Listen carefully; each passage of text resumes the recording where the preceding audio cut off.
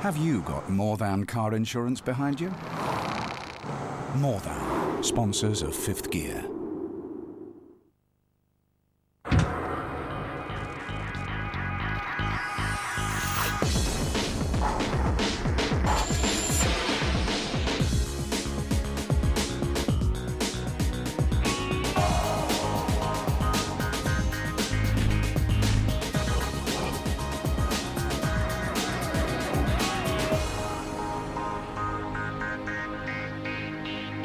Tonight's Fifth Gear is a whirlwind trip around the globe. To bring you the ultimate driving experiences. VBH has been to Italy with the ultimate in exotica, deciding whether it's a hit or a very expensive miss. Can you guess what it is? Tiff's been to France to drive the ultimate hatchback, but again, is it a hit or is it a miss?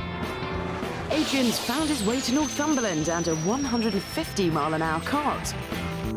Then, as a finale, Tiff and I are deep into track day territory to drive the ultimate saloons. And this time, it's you who'll decide what's best. 4 missions, 12,000 miles, combined metal worth £1 million. And not a moment to lose. Italy has never been short of serious drivers' cars, and what an opportunity to have one of my favourites, the Lamborghini Murcielago, and an empty Monza circuit to play with. But I'm teasing you, because today I'd rather tear myself away and go down the road to a grubby industrial estate, the unlikely home of an even more delicious prospect. So, you're Pagani, you make the Zonda, the first choice in a dream garage, the last word in exotica. Everyone who goes near it says it's just about perfect. And you know, because you always paid attention in sports car class, that the very last thing you should do is upset the delicate handling balance by chopping the roof off. So, what are they going to do? Chop the roof off. Doof.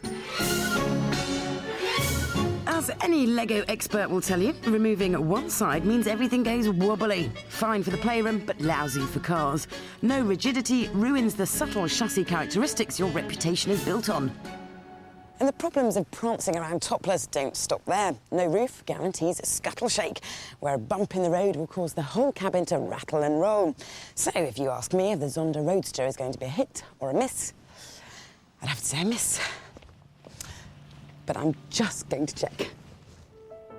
No more than 40 of these Roadsters will ever be made, but given that so far only 35 coupes have been delivered, they won't reach that limit in a hurry. You can specify practically anything you want, from 1,000 shades of silver to rare leathers like this ostrich hide. Even the tyres are specially made for the Zonda by Michelin. The finish everywhere is exquisite. Just drink in the details.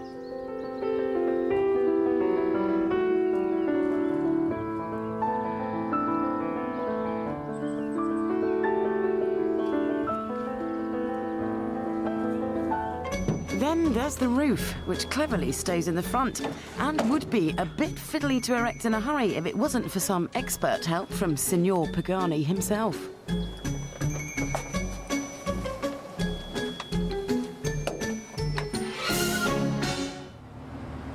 This is the first Roadster to be built and has been bought by a German who made his fortune in pneumatic valves. It should complement his coupe perfectly, lucky devil.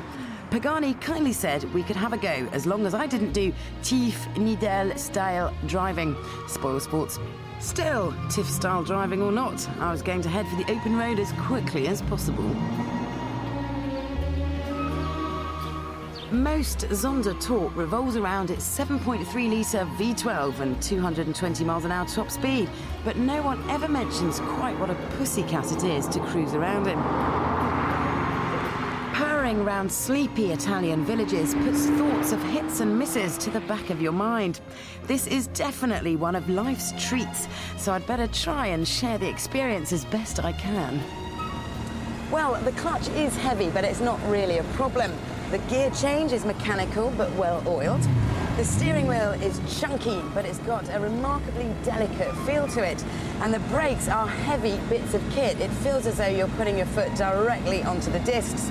The seats are designed to the owner's unique body, so they will fit in all the right places. The dimensions, though, of the car, it is very wide and very long, and it's quite difficult to get used to. These door mirror antennae give a beautiful view at the rear, and up front, well, everyone just gets out of your way. As this man in a green van is proving by crossing the white line. Then, of course, there's a noise, which, well, goes like this.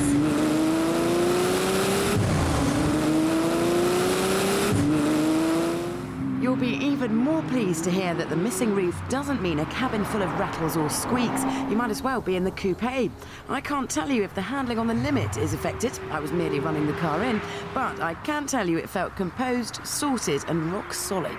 The chassis and body are so stiff anyway that losing the roof is not a problem. It's all down to the precision of the boys back at the factory. Their carbon work is second to none, and so impressive, one Sicilian customer bought them all a $1,000 dinner as an extra special thank you. The Pagani Roadster will cost you €481,500 plus local taxes, which means if you sign today, £382,961 sterling. If you've got that kind of money lying around, I suggest you scoop it up and buy one. Then feel free to marry me. Zonda Roadster, hit or miss. I was a little worried, but on a warm Sunday in Italy, it can only be a definite hit. Right, from Italy to France, to find out if a promise has finally turned into a reality.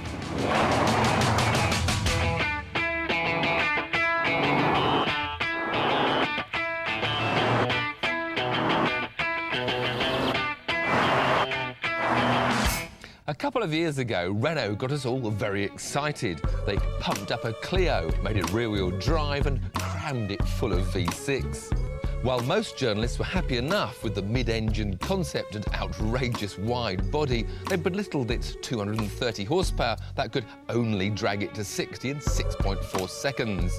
The Clio V6 had committed a cardinal sin. It looked faster than it was. So they brought us back to Renault Land to meet V6 Mark II. Visibly different thanks to its new Clio nose and these titanium-coloured air scoops. But what matters most is what they've changed back here, both inside the engine and underneath it. You see, the problem wasn't just a lack of power, but also a lack of a well-balanced chassis. Basically, it handled like an old Porsche 911 with a light understeery front that suddenly swapped to a backwards into the hedge affair. The engine has been sort of sorted with a new camshaft and a few techie things which bring the power up to 255 bhp and the 0 to 60 down to a far more respectable 5.8 seconds. Aided by a slicker shift and shorter ratios, it certainly feels a lot more lively. Plus, they've done a bit more playful tuning with the air intake. So, as the rev counter winds its way round to that 7,200 limit, it sounds faster. Sorting the handling isn't quite so simple though, and a whole new rear subframe assembly has been created which, allied to a stiffer front anti-roll bar and firmer springing all-round, promises to do the job. You see, the revised suspension geometry keeps the rear wheels at their optimum camber for longer, and the increased firmness reduces the amount of weight transferred during cornering, braking and accelerating, so providing a more stable platform. Simple, isn't it? Mind you, it is hard to tell the difference in everyday use, but you are soon aware of one change that hasn't been made. The V6 Clio still offers precious little lock, and a 3-point turn usually takes 5. Now, most buyers will have them as toys. And where do you play with toys? On tracks.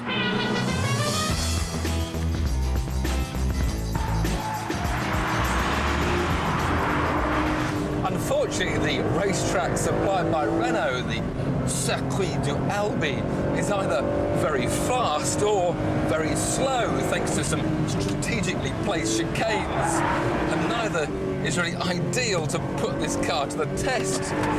But what I can tell you is that this Renault now has a massive amount of rear-end grip, and with that firmer suspension doing its job admirably, it's actually pretty hard to unsettle it, even if you want to.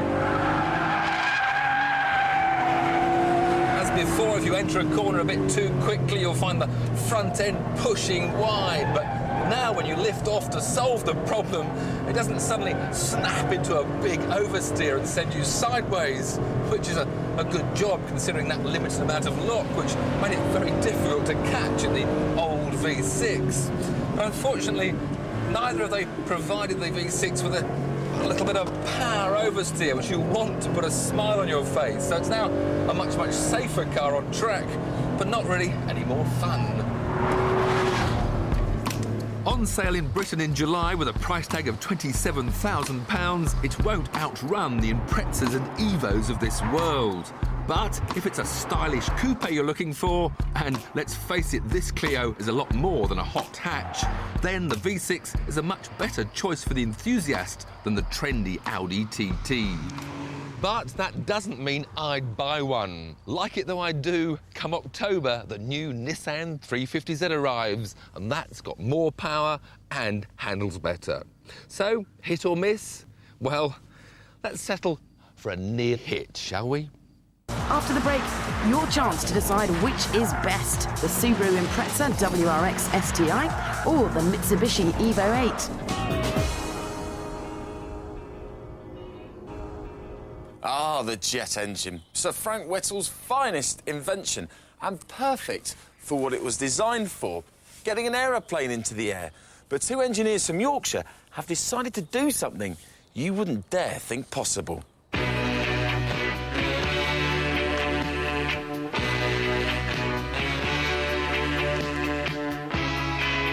Yes, that's right. They've decided to strap a jet engine onto a go-kart. They must be mad.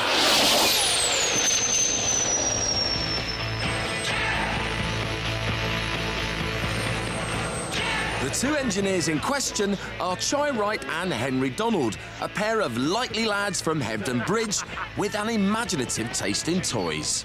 Well, the reason we put this thing together was at first it was just really a laugh. That's, you know, as straightforward as that. We've been already messing with all the karts, motorcycle engines, what have you. Quite fast, good fun.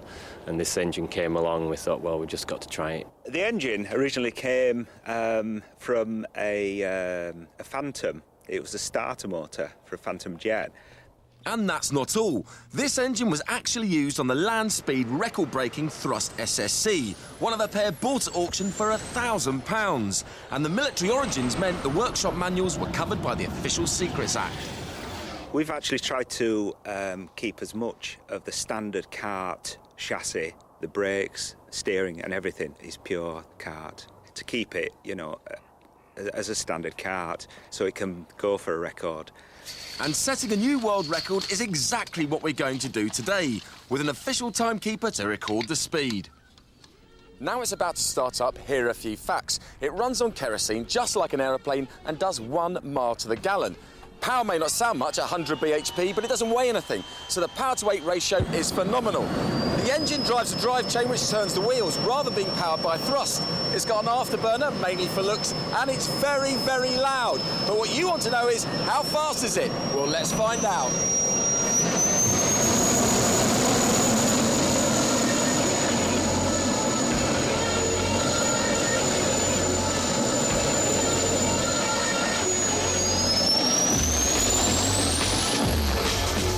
Right, now he's on his way, I'll just explain. I'm here with Trevor and his high-tech gadgetry. Now, what happens here is that the car brakes a light beam and starts the timer, travels a quarter of a mile down the runway, brakes a second light beam which stops the timer, and this box of tricks works at the maximum speed.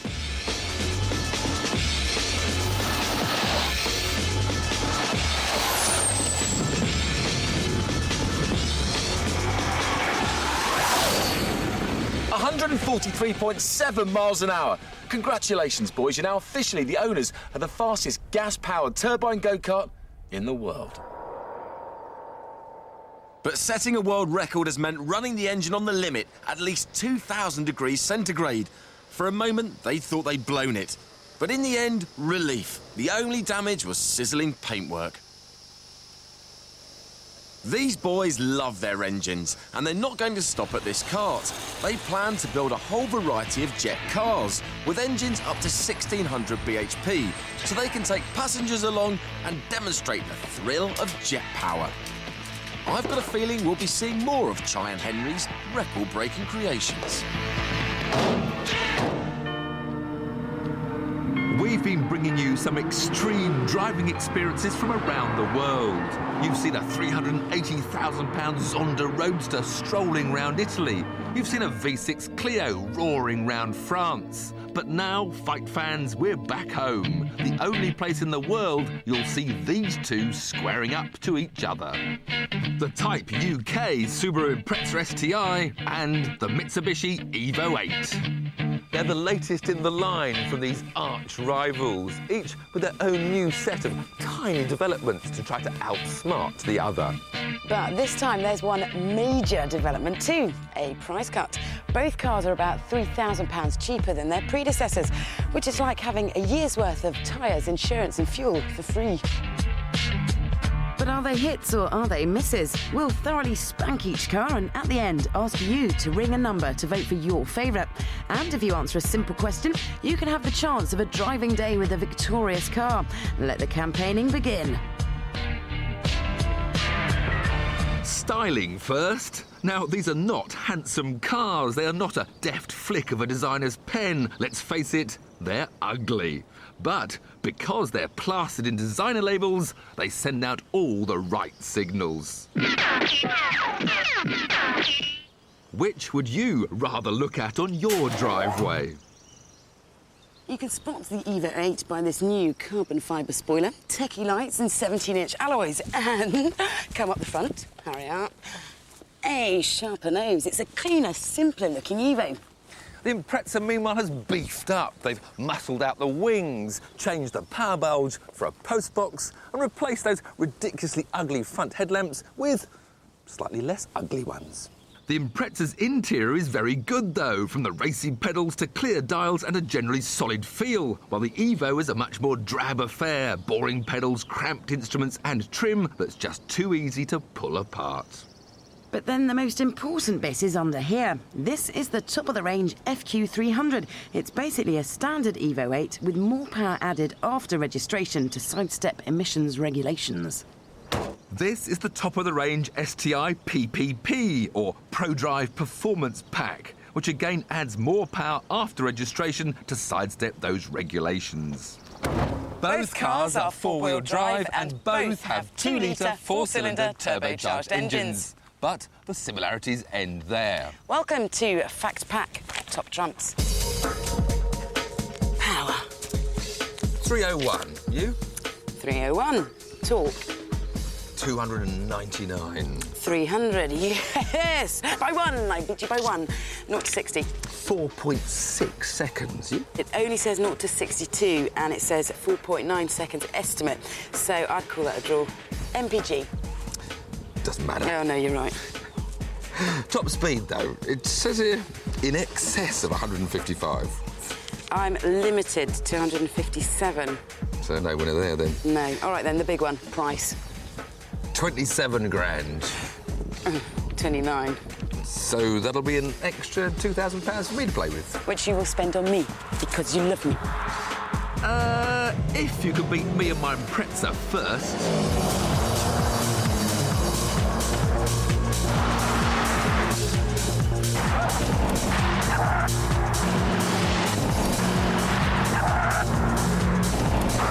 From the driver's point of view, little has really changed with the Impreza. Got the same great driving position, but I could do without this pink lettering on the steering wheel.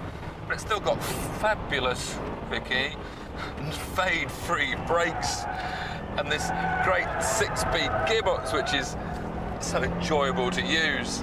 Handling-wise, again, like the previous STI, it's got diffs at the front and rear, but although that does pull the nose in a bit better than it used to, it's still more understeer than you'd want it to. The Impreza, Vicky. I'll sort it out. Oh.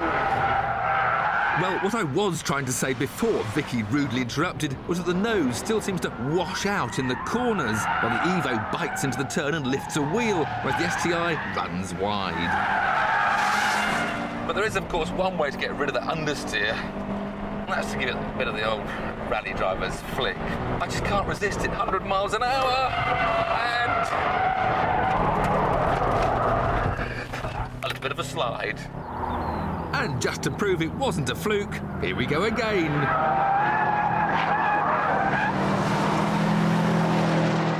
Right, my turn, and the Evo. This new 6-speed gearbox isn't quite to my liking. You don't really know where you are with it, and when you need to change down quickly when we're coming into this corner, you're not quite sure if it's gone into gear or not, and the brakes, which are a bit wooden to start with, heat up when you've done a couple of laps and just sort of fade away, really. Luckily, though, the handling more than makes up for it, thanks to some rather clever differential technology. This car has got super active yaw control and an active centre diff, which means basically it can do this. Tail-happy cornering thanks to computers that split the torque between the rear wheels to minimise understeer. Grab it by the scruff of the neck and it's opposite lock for fun.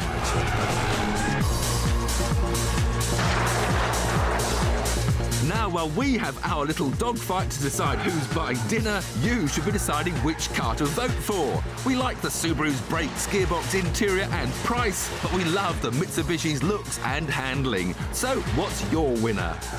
To vote for the Impreza, call 09013 876 681. To vote for the Evo, call 09013 876 682. Answer a simple question while you're on the line and you could win the chance to spend a day behind the wheel of the winning car with some expert tuition. Trust me, your friends will be very jealous. Lines close at midday on Tuesday the 6th of May and full details are on our website. We'll reveal the winning car in a couple of weeks.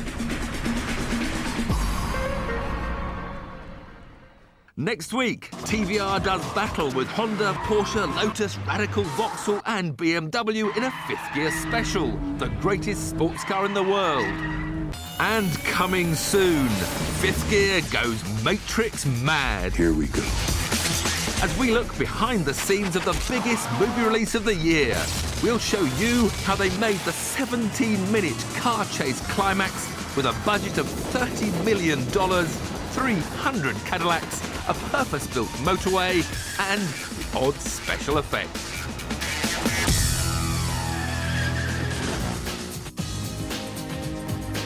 And don't forget, for further information on the items in tonight's Fifth Gear, including competitions, just log on at 5.tv/Fifth Gear. Coming up next, Mel Gibson is a lone warrior in a bleak future world in our movie Mad Max Beyond Thunderdome. Coming up next.